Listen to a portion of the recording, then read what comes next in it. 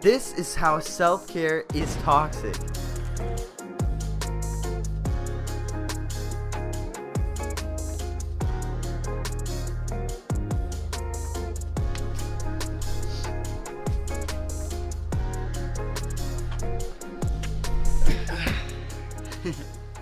Yo, what's up? My name is James. So in this video, you are going to learn how self-care is toxic and how you can use self-discipline instead to make your life way better than just self-care.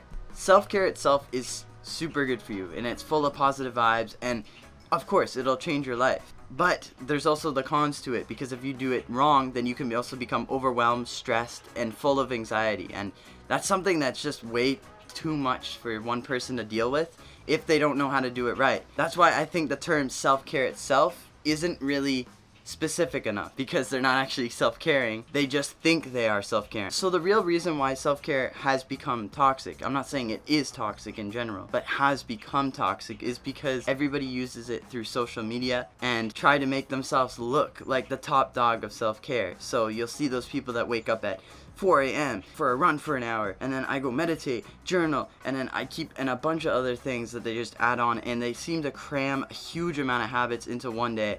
Well, that's great, but you're not going to stick to that. And eventually it's going to make you less motivated than you were in the beginning, because you're like, I can't even keep up with these things that would make me successful, so why should I even try?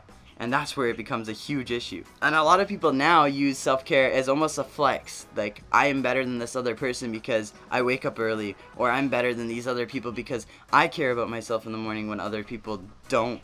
But it's not about that. There's no competition with self-care. It's literally just you caring about yourself.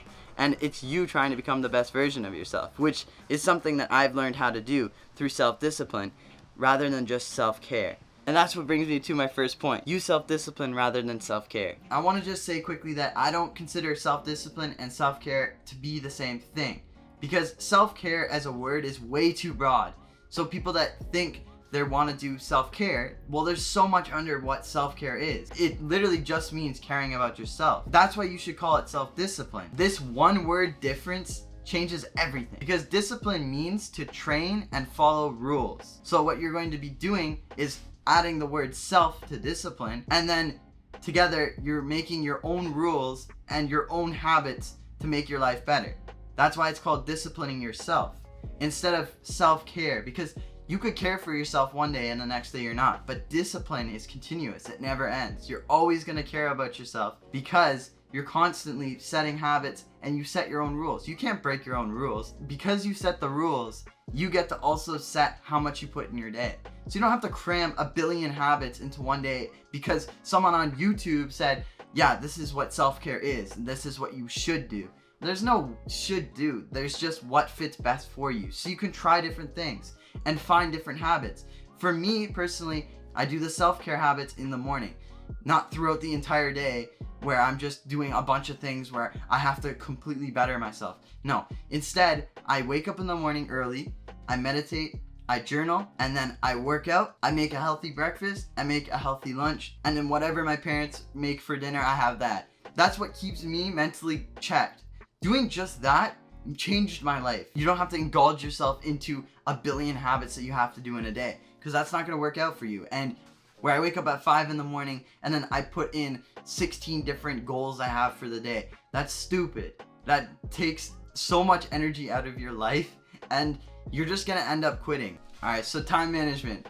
I'm sure that you have fallen for this as well, where you have to wake up at 4 and 5 in the morning, because I did. That's the best time to wake up because you're going to be the most productive. It's the most quiet in your house. All these other things that make it so it's the best time ever to wake up. And I think getting up early is good, and if it works for you, that's awesome. But the other part of it is that you have to go to bed early. If you're going to wake up at 4 and 5, I don't want to go to bed at 8 and 9 at night. I'm not going to lie, I go to bed at like 11, 12. So waking up at that time screwed up everything, because I would wake up at 5 in the morning and I would be so dead. But it's so toxic to just say, I'm not going to be productive today because I didn't wake up early. That was in my head for so long that, oh shit, I slept in till 8 or I slept in till 9. Well, I screwed it up. I didn't wake up at 5. So you're going to want to wake up, have your goals set, and then complete them by the end of the day. Waking up at 8 a.m. and going to bed at 12 is the perfect time. I get to chill with my family and friends at late at night, and then I still get to wake up early to do everything I want in the morning. And that's why self-discipline is way better for time management as well. There's so many unrealistic goals to have in a day where it's kind of ridiculous on how much you need to do, or just the tasks that you need to do right away as soon as you wake up, that people make like this is the best way to become productive. It's really not. Honestly, for me, what worked best is meditating and journaling. Straight up, just those two things helped. Working out, of course, that's a beneficial thing. But what helped me the most was meditating and journaling. And that's what got me motivated to working out. So if you're not motivated working out, try meditating and journaling, because it'll help a shit ton. Wake up in the morning at a set time. Go find a quiet place. Maybe it's outside of your house. Maybe it's like even in your basement. You sit down, close your eyes, and then you just breathe and focus on your breathing for 15 minutes. And you're gonna think about so many negative things because your mind's not used to just sitting there still doing nothing. You're gonna be bored at first. Everything's gonna suck. If you just sit still, you're gonna have a lot of negative thoughts that flow in your mind. And that's okay. The positive thoughts will take over, and then you'll start to think, what am I gonna do today? What's my goals in life? You can really think deep and actually think clearly when you're sitting like that. So meditating is a huge part of what you should do, and only 10 to 15 minutes. Trust, it'll help a lot. Just sit there quiet and breathe. That's it. That's it. It's so easy. And then the best part is, once you do that, then your mind is clear, and if you have any thoughts that you want to write down, you pull up a journal, you start to write what I'm going to do today, and what negative thoughts I have, what positive thoughts I have. And then in that journal, you can set goals for the day. That makes it much more organized, much easier to care for yourself when you see it. And then write 3 things you're grateful for. And just seeing stuff that you're grateful for will bring out a whole different positive energy out of you and make you so much happier. Because in the end, this channel is to make happiness a habit. So please stop following the typical self-care routines make you think, I could never do what that other person does. Because you might be right. That person has a different life than you, and that's okay. Instead, really self-discipline yourself, not for how it looks, but how it actually makes you feel and how it makes you a better person. And once you master caring about who you actually are, then please go check out this video on how to find what your passion is and how to work for your passion. Because using self-discipline and also finding what your passion is and using your passion will make it so that you're actually living the dream life that you want to. If you made it this far, thank you so much. You're a real one. And that's gonna be it. I'll see you guys later.